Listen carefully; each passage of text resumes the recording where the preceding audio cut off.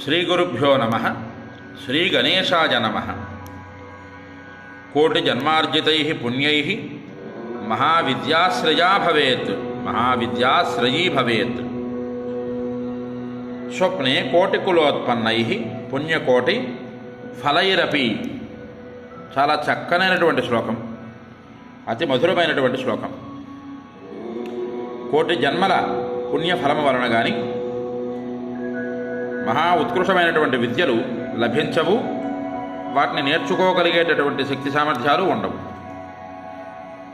ఆ కోటి జన్మల ఫలమే ఈ రోజులలో మనం నేర్చుకునేటటువంటి విద్యలు, ధార్మికబద్ధమైనటువంటి విద్యలు. అలాంటి విద్యలు నేర్చుకొని అమ్మవారి కోసం ప్రాకులాడేటటువంటి సాధకులు అందరికీ కూడా అమ్మవారి కృపా కటాక్ష వీక్షణంచే భుక్తి ముక్తి తప్పకుండా లభిస్తాయి అన్నది ఈ శ్లోకంలో ఉండేటటువంటి ఆంతర్యం, తాత్పర్యం.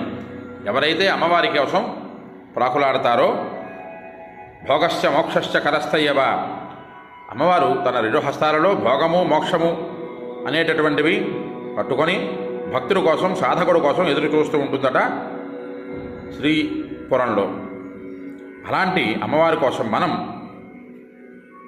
ఆ విద్యలన్నింటినీ కూడా నేర్చుకొని భక్తిగా ధార్మికబద్ధమైన జీవనాన్ని సాగిస్తూ అంత్యమందు అమ్మవారి తాలూకా రూపంలో పునర్జన్మరాహిత్యమైనటువంటి కైవల్యాన్ని పొందాలి అనేటటువంటిదే ఈ శ్లోకం తాలూకా ఆంతర్యం. హరి ఓం. స్వస్తి.